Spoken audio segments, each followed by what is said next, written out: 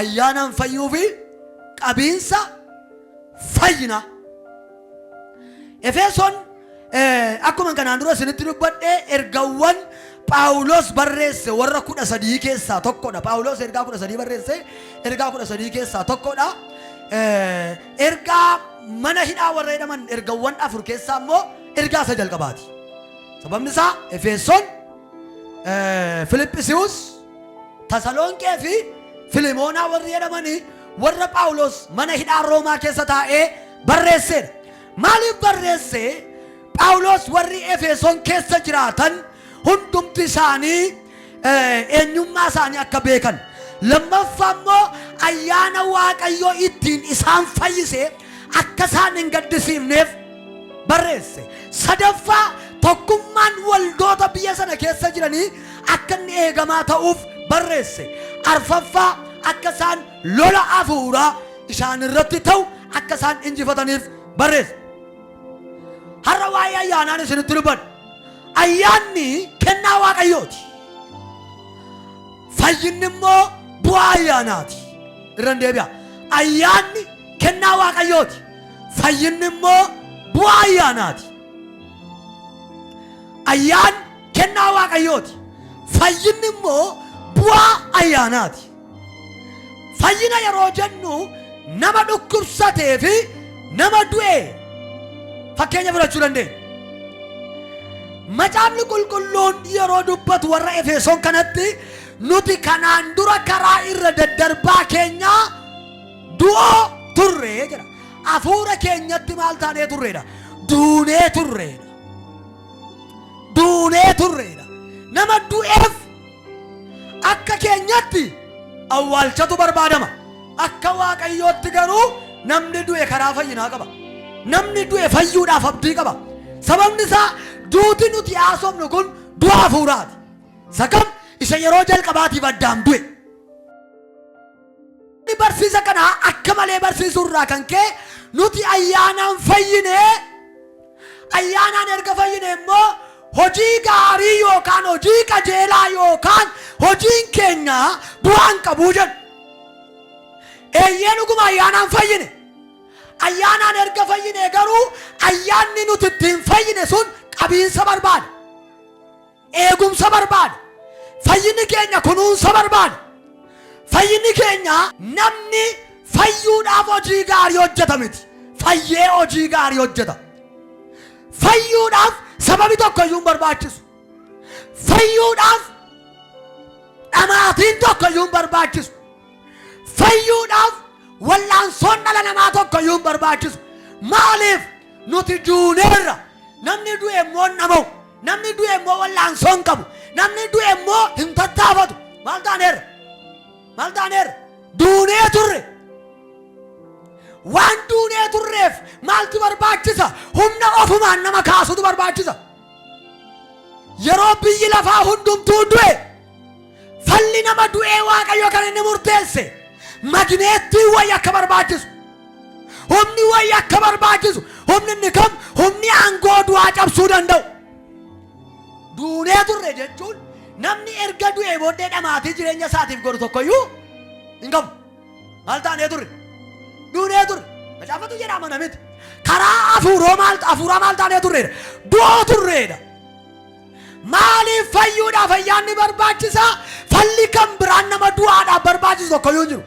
Namni erga du'ee booddee wallaansoo qabuu hin danda'u. Waa'ee jireenya isaa yaaduu hin danda'u. Waa'ee jireenya isaa karoorsuu hin danda'u. Mana koo eenyuutti kenna? Jireenya koo akkaman godha? Qabeenya koo akkaman godha? Hin jedhaare? Namni erga maal ta'e? Erga du'e nuyi maal taanee turre? Duunee turre. Kanaaf maal gochuu hin dandeenye? Waa'ee hafuura keenyaa yaaduu hin dandeenye. Waa'ee jireenya keenyaa yaaduu hin dandeenye. Waa'ee kiristaanummaa keenyaa yaaduu hin dandeenye. Waa'ee ba'uuf galuu keenyaa yaaduu hin dandeenye. Maaltu barbaachisa ree? Waaqayyo nama fayyisuudhaaf seera Musee ergeera. Ta'uu dide. Nama fayyisuudhaaf raajota kaaseera. Ta'uu dide. Nama fayyisuudhaaf mootota dibee kaaseera. Ta'uu dide. Nama fayyisuudhaaf Yohaannis Cuuphaan waan baay'ee godheera. Ta'uu dide. Waaqayyo ilma tokkicha qabutti murteesse. Murtootti murteesse. hadu igni sa hadangalo hawalam hafannifam jed malif namatu dure nama jannata keessa yaay namatu kararra kaate wallan sonnama amatin nama homa gochu akkan indandeenye arge fayyina fiduudhaaf fayyinni naasaa jiru healing yookaan healing isa jennu tun ta'in salvation isa jedhamudha. Healing from disease, salvation from sin. Healing gini dhukkubarraa fayyuudha. Salvation nu jennu immoo cubburraa fayyuudha. Dhukkuba fooniirraa fayyuudhaaf yaaliin dookterotaa waan baay'ee gochuu danda'a, tursuu danda'a lubbuu namaa lafarra. Cubburraa fayyuudhaaf garuu yaaliin nama tokkooyyuu hin barbaachisus hin jirus wanti gara furmaataa fidus hin jiru. Kanaaf ayyaanni Kiristoos akkasii yaada keessan ol fageessan barbaadan samaayii teessan akkana jeffattan yaadaan samiitti akkasin ol baatan yaadaan nama fayya akkasin taatan. Ayyaanni Kiristoos gati jabeessa, ayyaanni Kiristoos bu'a qabeessa, ayyaanni Kiristoos waan tola argamu miti, waan meetiidhaan argamu miti, waan sooressi bitatee hiyyeessi harka duwwaa taa'u miti. Beeta. Ayyaanni Kiristoos waan Yihuudiin bitatee warri Samaariyaa dhaban miti. Ayyaanni Kiristoos waan Israa'el argatee sabni kan biraan dhabu miti. Maaliidha? Ayyaana tolaa. Wayne indiddi harka kee ol kaaftee harkaan fudhattu ayyaana tolaa jedhamee yaati. Waan tokko sitti mamaalu harka kee ol kaasin harkaa fuudhi. Ayyaanni Kiristoos ayyaana dadhabaan ittiin jabaatu. Ayyaanni Kiristoos ayyaana cubbamaan ittiin du'a keessaa ka'u. Ayyaanni Kiristoos ayyaana warri badan ittiin barbaadaman si argatu ganama kana yaa. Nuti karaa fuuraa maal taane du'a turre karaa irraa banne jireenya keessaa banne. Ani waan tokkoon sitti hima. Utuu ayyaanni Kiristoos tola miti ta'e abbaa qabeenyaatu itti gala ture. Barsiisota seeraa fi fariisotatu qofatu argata ture. Jarri waan Yihudii ta'aniif waan Israa'eliin ta'aniif nuti qomoo foomoodha jedhamu turan. Ayyaanni Kiristoos garuu hin dhufe. Wayne sammuudhaan na duukaa ta'a. Ayyaanni Kiristoos garuu hin dhufe. Gaafa dhufu maal godhe beektaa? Nama wayyaan irratti cirame lafaa kaase. Beeta. Ayyaanni Kiristoos maal godhe beektaa? Nama cubbuun karaa irraa kaase. Nama sababa cubbuutti duututti faradame. Nama sababa cubbuutti badiisitti faradame. Ayyaanni Kiristoos dhufe tola araara godhe abbe.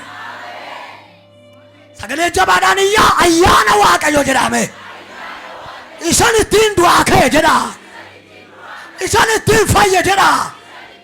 Isan ittiin bilisa ba'e jedha. Dafi harka kee lamaan achi ol kaas harka daakatoo saaphaa diyaalaaboo. Ayyaanni Waaqayyoo ayyaana itti qoosan miti. Ayyaanni Waaqayyoo kan sooressaa fi hiyyeessaa fi adda adda qoodamee kennamu miti. Ayyaanni Waaqayyoo ayyaana dadhabaan ittiin jabaatu sirra hamuu ganama kana. Ayyaanni dhufin dura waldaa keessa qooddaa jira. Sababni isaa iddoo aarsaatti akka namni akka barbaade namni hin seenu. Utuu ayyaanni dhufin dura qomoodhaan seenama. Utuu ayyaanni dhufin dura maqaa waamanii warra fooyyee qaban galchu turan. Maal taanee turre dha Phaawulos? Fagoonnee turre. Orma taanee turre. Achi fagaannee turre. Maalirraa? Fayyinarraa. Carraan fayyina keenyaa cufamee ture. Warra fagoo diina Waaqayyoo jedhamnee turre. Amma garuu karaa Kiristoos Yesuus. Harka kee lamaan waliin kaaftu ayyaanni Kiristoos inni kaleessa jechaa ture har'as mana kee irratti aroomu. Mallattoon ayyaanni mallattoon samaa inni beektaa kennaa tolaati. Mallattoon samaa inni beektaa daangaa hin qabu. Mallattoon samaa inni beektaa nama hin filatu. Gurraacha sadii irras hin bu'a. Dadhabaa irras jabaa irras hin bu'a. Nama barate nama hin baranne irras hin bu'a. ወላላ ረቤ ካራስቡዋ ኦ namni tokko iyyaati ayyaana waaqayyoo jedha mala shaadagaata suuna makiya saba falalabe qomoo bade zarii bade ammatime warrumti kuush kun keessumaa warra moggaa turre illakkaamnum qomoo fayyinaa keessatti isaayyaasa 43 dhagaa dubbisaa warra badaniidhaan warri kuush warra waaqayyoo abbaan dabarsee badiisatti kenneedhaan warri kuush yesuus garuu dhufe giddu galaan hin ta'u jedhe dhufe hin ta'u jedhe dhufe hin ta'u jedhe dhufe ayyaanni tokko har'a si argatu dargaggeessa nana Phaawulos yeroo isaan waldaa Efesoon keessa ta'anii maal jedhu beektu nuti qulqulloota nuti amanamoota nuti hin kadhannu nuti maaliidha hojii isaanii isa gaggaarii gaafa isaan toora naqan akkeedee maneedhaa keessa taa'e bakkuma jirtanitti dhaabbadhaa maa inni jennaan waan hojii gaarii hojjettaniin miti fayyinni keessa jiru waan qulqullummaa eeggattaniin miti fayyinni keessa jiru maa inni karaa ayyaanaa amma tu kufeera deddebeera badeera ta'e harka kee ol kaaftaa narkaa fudhattaa ergaa kana magneettiin tokko dhufee awwaara keessirraa urgufa amalli ayyaanaa maaliin isin jedhe tola amalli ayyaanaa kan biraanoo nama hin daangessu biyyaan hin daangessu zariin hin daangessu magaalaa baadiyyaadhaan hin daangessu harka kee lamaan ol kaasi ati fayyinni sii ta'eera lamaan kee harka keessan ol fuudhaati ani fayyeera jedha jira jira jira jira jira jira fayyinni koos jedhame ayyaana kiristoosiin jedha cubbuun ayyaanni kiristoos namarraan kaamne hin jiru cubbuun ayyaanni kiristoos namarraan miicine hin jiru cubbuun ayyaanni kiristoos namarraan qulleessine hin jiru mucaanana kaleessa mam dadhabaa yoo turteeyyuu ati fayyiteetta gaafa dhufu abbee namni inni kanaan dura yeroo yesuus hojiin jalqabeen jiru hundumtuu addaamirraa kaasee tokko jedhee zarii isaa lakkaa yesuus dhufeetu hin ta'u maa inni naan addaamirraa kaaftanii lakkaattan anarraa lakkaattu amma namni tokko tokko asuma ta'ee an mucaa addaamuffaa kan jedhu jiraam an sanyii addaamfaa kan jedhu jiraam ati sanyii addaam miti addaam isa waaqa addunyaa afuuraa keessaa gannu baaseera kanatti itti waamamtu zariin kee kan itti waamamu isa duuti dadhabe teesseenan ilaalini abeen jedhi baaki harka kee lamaan ol fuudhi sanyiin kee sanyii addaam isa lammaffaadha namni tokko irkadhuuti ani fayyeera jedhi maaloo jali jali jali jali sanyiin koo haara'eera namni ammayyuu akkuma kaleessaa ankan addaam ankan maaliif jettee qomoodhaan utuu isheen ol waamaa jirtuuti ijoodhe eenyaan duunee turree bedhe eenyaan alagaa turree bedhe orma turree bedhe bannee turree bedhe maanni eenyaan amma garuu karaan argameera amma garuu karaan warra badan barbaadanii gara manaatti akka deebi'an gara abbaatti akka deebi'an gara jireenyaatti akka deebi'an gara milkaa'inaatti akka deebi'an karaan argameera nani abbaan nagee dhaga'u karaan argameera karaan kun karaa tokkicha karaan kun karaa bara karaa jalloonni cufuu hin dandeenye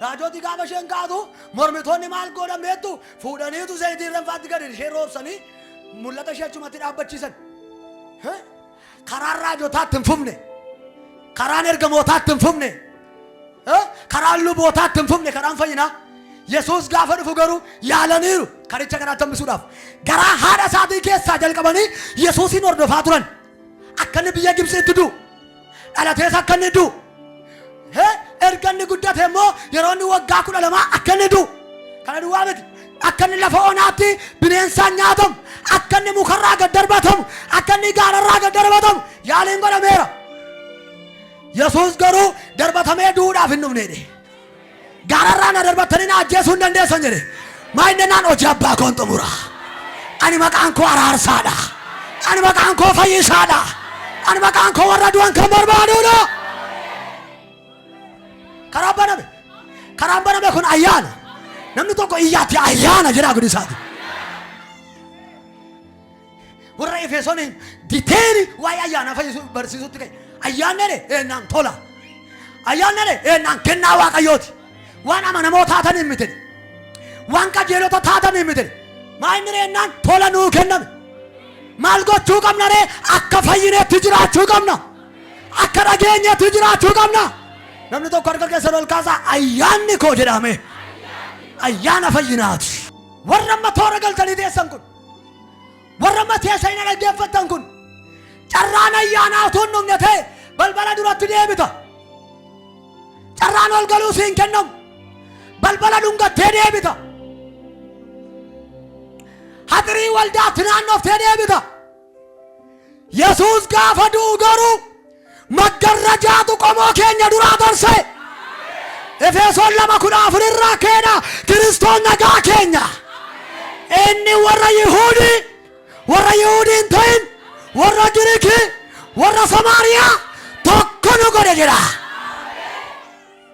Amallee ayyaanamaa inni beektaa tokko nama godha. Ol kaaftaa harka kee hafuura garaagarummaa sitti facaasu sirraa dha'eera. Ayyaanni Kiristoos maal nama godha? Tokko. Mee tokko hidhaame. Ayyaanni Kiristoos gaafa dhufu maaltu lallabamuutti jalqabe beektaa? Waaqayyo abbaa tokko, waldaan tokko, ayyaanni tokko, cuuphaan tokko, amantiin tokko. Kana jechuun jalqabe maal jechuudha beektuu isin? Ayyaanatu tokko godhe. Warra Yihuudiidhaan of jajjuu daaraa ishee godhe dhufe. Warra of tuultu gadi ishee buuse dhufe. Maa inni ennaan maggarrajaan tarseera. Nama dafee harka ol kaasu keenyan siif Yesuus gidduu jiru tarseera hin jedhan. Keenyan namaaf abbaaf nuun gargar baasu. Keenyan waldaa kiristaanaa fi nama gargar baasu. Keenyan fayyina lubbuu nama dhowwachaa ture. Yesuus gaafa ol ba'u sa'aatii 6 amma 9tti guyyaatu dukkanaa'e. Isa booddeeme golgaatu tarse. Namni wal keessa yaa'uu jalqabe. Harka kee ol kaaftaa laata? Humni ayyaana kanaa tokkummaa biyya kanaa nyaachaa kan ture hin nyaataarra. Humni ayyaana Kiristoos humna jireenya kee nyaataa jiru hin nyaataarra. Ayyaanni tokko nama godha. Ayyaanni amala ayyaana keessaa inni arfaffaan ayyaanni hin barbaada. Ayyaanni hin barbaada. Warra kam? Warra badan, warra kufan, warra karaarraa kaatan. Atamma nama cubbuu keessatti kufe yoo argite achi galagaltee dabarta. Ayyaanni garuu lafaa kaasa. Ati tajaajilaa karaarraa kaatee yoo argite poosti gochuudhaaf fidda. Ayyaanni garuu lafaa kaasa. Arga joolin kaaftu abbe barbaachisiifa ta'uu ganama kana. Kanaaf Phaawulos ergaa kana keessatti nuti ayyaanaan fayyinee jira. Ayyaanni immoo amantiidhaan argamadha. Ayyaanni immoo kennaa Waaqayyootiidha. Fayyuudhaaf ishee kana seeraan naa qabadhaa. Fayyuudhaaf dabalati biraan hin barbaachisu. Fayyinee garuu waan nuti hojjennutu jira. Innis maal? Hojii fayyina keenyaa wajjin wal qabatu. Sirriitti qalbeeffadhaa inni kun nama baay'ee dogoggorseera waan ta'eef. Namni baay'ee maal beektu? Fayyinaan lammaffaa fayyinni keenya fudhatamu jedha. Fayyinaan lammaffaa cubbuun hin jiru. Fayyinaan jireenya dhabuun hin jiru. Eeyyee akkasi. Garuu namni fayye maal hojjeta? Namni ganama barii wayyaa adii gubbaadhaan madakaatti uffatee ka'ee ganama amma galgalaatti deemaa oolee namni ta'e wayii akkuma mana ragaa jirutti dhaqee yoo harkaan qabe yookaan immoo yoo kufe yookaan immoo awwaarri yoo itti namme namichi sun waan ganama wayyaa qulqulluu uffatee ka'e jedhameef yookaan waan ganama wayyaa qulqulluu uffateef galgalas qulqulluu lachuu hin danda'amaa? Maal gochuu qaba namichi sun? Wayyaa sanarraa waa eeggachuu qaba. Kan Waaqayyo ayyaana tola godheefi nama du'eetu falmuu hin danda'u. Nama du'eetu dhama'uu hin danda'u. Nama du'eetu carraa fayyina argachuu hin danda'u. Yesuus tola ayyaana erga kennee booddee ittiin bulmaata qaba. Ayyaanni tarsiimoo qaba. ayyaanni dallaa qaba. Akkaataatti jiraatan qaba. Akkaataatti ba'an qaba. Akkaataatti galan qaba. Maaltu ayyaan? Warri nama dogoggorsan jiru. Erga fayyine ayyaanni tolaa deebinee waan barbaanne gochuu dandeenyaa. Lakki akkas miti. Fayyuuf hojii gaarii hojjenna miti. Fayyinee hojii gaarii hojjenna. Maalan jedhe? Fayyuuf hojii gaarii hojjechuun hin barbaachisu. Nama fayyeef garuu maaltu barbaachisa? Hojii gaarii barbaachisa. Kanaaf sila dubbadheen ture. Fayyin hojii gaarii hojjechuun sababa fayyinaa utuu hin ta'in bu'aa fayyinaatiin jedhe. Maalan jedhe? Jalqaba dubbadheen ture. Hojii gaariin sababa fayyinaa utuu hin ta'in bu'aa fayyinaati. Sababa jechuun waan hojii gaarii hojjetaniif fayyuu jechuudha. Bu'aa jechuun waan fayyaniif hojii gaarii hojjechuu jechuudha. Ilaa dogoggoroota baay'eetu jira. Barsiisota sobaa baay'eetu jira. Ergamoota sobaa baay'eetu jira. Maal jedhu? Ati al tokko amantee al tokko fayyitee Kiristoos si du'eera akka barbaaddeetti jiraachuu dandeessaa. Fayyina kee wanti sirraa balleessu hin jiru. Garuu fayyina keenya kan balleessu jira. Keessumaa amananii warri ganan firdiin isaaniiyyuu kan caaluudha. Sinittan hima. Phaawulos ergaa kana kan inni jabeessee dubbatuu fi jireenya warra fayyanii akka isaan jiraataniif. Namni fayye maal hojjechuu qaba? Ishee kana sirriitti barreeffadhaa. Namni yoo fayye fayyina isaa akkamitti eeggata? Namni fayyina isaa akkamittiin eeggata? Tokko yeroo hundumaa yaada garaa isaatii kan jijjiirrate ta'uu qaba. Yeroo hundumaa yaada garaa isaatii jijjiirrachuu qaba. Namni fayyina isaa eeggachuudhaaf. Maalan isin jedhee ayyaanaan fayyuu fi qabiinsa fayyinaa jedheen isin jalqabe. Ayyaanni tolaa, fayyinni garuu ni eegama. Akkamitti eegganna fayyina keenya? Qabxii tokkoffaa yeroo hundumaa addunyaa qalbii jijjiirannaa keessaa jiraachuu. Roomee 3:23, Roomee 6:23. Sirriitti barreeffadhaa ishee kana. 3:23, 6:23 Roomee. Inni kun maal ibsaa? Namni hundumtuu cubbamaa ta'uu fi namni hundumtuu gara Waaqayyootti deebi'uun akka isa barbaachisu.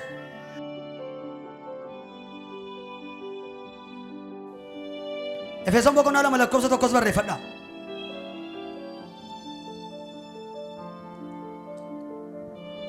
Lama ayyaana yookaan fayyina argate kana eeggachuudhaaf namni maal gochuutu isarra jira? Yeroo hundumaa jireenya nama hafuuraa jiraachuu qaba. Jireenya nama hafuuraa jiraachuu qaba. Efesoon 2:1 isa duraa keessatti qabadhaa. Isa kana keessatti immoo Efesoon 2 lakkoofsa 14 qabadhaa. Ayyaana nama hafuuraa Roomee 8 lakkoofsa 14-15 qabadhaa. Jireenya nama hafuuraa keessa jiraachuu qaba. Yookaan immoo jireenya nama hafuuraa jiraachuu qaba. Maal gochuudhaaf? Namni fayyina isaa iddootti eeggachuudhaaf. Ayyaanaan fayyitaniitu jechuun deebiftanii cubbuu hojjechuu hin dandeessan jechuu miti. Sirriitti dubbii kana qabadhaa. Ayyaanaan fayyitaniitu jechuun deebitanii cubbuu hojjechuu hin dandeessan jechuu miti. Fakkeenya isinitti hima. Namni fayye, namni qalbii jijjiirrate, har'a ejjarraa hoo qalbii jijjiirrate, waan har'a qalbii jijjiirrateef irraa of hin eegu yoo ta'e bor deebi'ee ejjuu hin danda'u namni kun. Danda'ama hin danda'u. Sobuu hin danda'u deebi'ee. Dhuguu hin danda'u, machaa'uu hin danda'u. Fayyitaniitu jechuun bor deebitanii qaamni keessan ishi jedhee cubbuun hojjetu miti. Agartuun keessan hin hawwuu jechuu miti. Harki keessan hin hatu jechuu miti. Maa jechuudha ree? Dallaa fayyinaa keessa jiraadha. Dallaa ayyaana Waaqayyoo keessa jiraadha. Yeroo hundumaa fayyina keenya eeggachuudhaaf jireenya nama hafuuraa jiraachuutu nurra jira. Fayyina keenya eeggachuudhaaf eegumsi nuti yookaan qabeessi nuti fayyina keenyaaf goonu maalidha? Yeroo hundumaa ayyaana Waaqayyootti hirkachuu. Ayyaana Waaqayyootti hirkachuu akka isaan qaban Efesoon hin barsiisa. Ayyaana Waaqayyootti hirkachuu. Efesoon 2:4.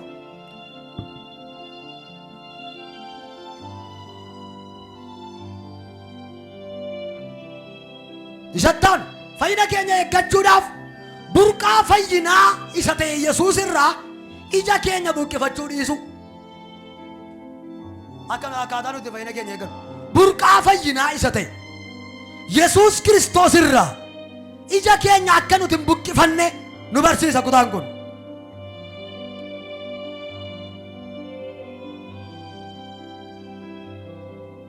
Yesuus burqaa fayyinaati. Yohaannis 14 Ibroota 4:12 amantoon fayyina isaanii kana eeggachuudhaaf maal gochuun isaa irra jira? Tokkummaa waldaa kiristaanaa, tokkummaa amantoota, tokkummaa warra gooftaa fudhatanii, tokkummaa bartoota Kiristoos keessatti of eeguudhaan namni utuu wangeela keessaan bahin dursee waldaa keessaa ba'a. Waldaa keessaa ba'a, wangeela keessaa ba'a, gooftaa keessaa ba'a. Namni waldaa keessa hin jiraanne wangeela keessa jiraachuun isaa carraan isaa muraasaan.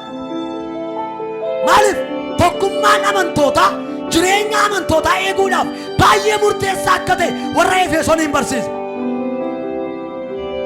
Fayyina keenya eeggachuudhaaf tokkummaa waldaa kiristaanaa. Waldaan kiristaanaa qaama tokko waan ta'eef qaama keenya ishee taate waldaa kiristaanaa keessa jiraachuu. Maal jechuudha? Akka jechuun yoo dadhabne nama nu gorsu qabaachuu, nama nu ifachuu qabaachuu, waldaa nu adabdu qabaachuu, waldaa nu barsiiftu qabaachuun fayyina keenya amma gooftaan keenya Yesuus Kiristoos deebi'ee dhufuun akka nuti fayyina keenya eeggannu. Namni fayyina isaa eeggachuudhaaf akka amaneetti itti fufuu qaba. Akkuma amaneetti itti fufuu. Adeemsi isaa adeemsa walirraa hin jennu. Kufaa, ka'aa, sobaa, dhugaa utuu hin ta'in akka Kiristoos Yesuusin fudhattanitti jiraadhaa. Kana jechuun jireenyi kiristaanummaa shaakala barbaada. Jireenyi kiristaanummaa walitti fufiinsa barbaada. Jireenyi kiristaanummaa maal barbaada? Jijjiirama barbaada. Kanaaf ulaagaa wayii tartiiba wayii isinitti beena sumaanaaf ayyaana barreessaa ishee kana ayyaana jiratii biraatii fayyina ammas jiratii biraatii jijjiirama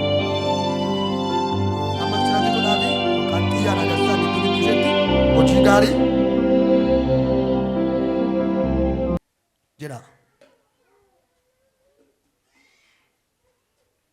Maal jedhee? Ayyaana, fayyina, jijjiirama, hojii gaarii. Tartiiba isaa argitanii? Ayyaana, fayyina, jijjiirama, hojii gaarii. Jireenyi kiristaanummaa tartiiba isaa kana. Jalqaba ayyaanatu dhufa. Amma Phaawulos hojii ergamootaa boqonnaa 9 ga'utti maqaan isaa eenyu? Saa'ol. Hojiin isaa ari'achuu, ajjeesuu, balleessuu, dhiiga dhangalaasuudha. Ayyaanni dhufee maal ta'e? Irra bu'e. Gaafa irra bu'oo hin jijjiire, hin fayyise, hin jijjiire. Ayyaana, fayyina, jijjiirama, hojii gaarii. Mee jedhaa mee ishee kana duukaa ayyaana, fayyina, jijjiirama, hojii gaarii. Hojii gaarii.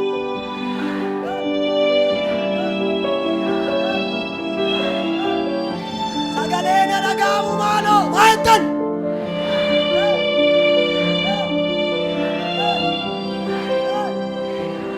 Maaloo irra deebi'aa namni jechaan jiru tokko lama sadii.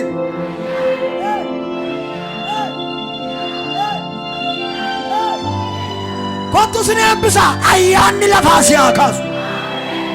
Ayyaanni jijjiirama sirratti haa fidu. Ayyaanni mana kee haa fayyisu.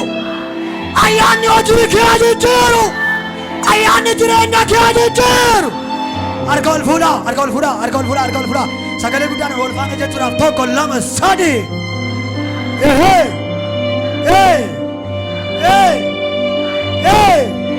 Hadhagaamu, hadhagaamu. Tokko lama irra deebi'aa.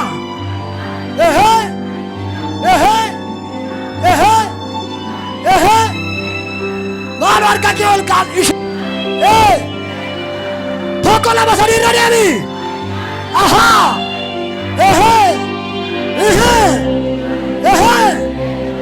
Hallelujah. Kana keessa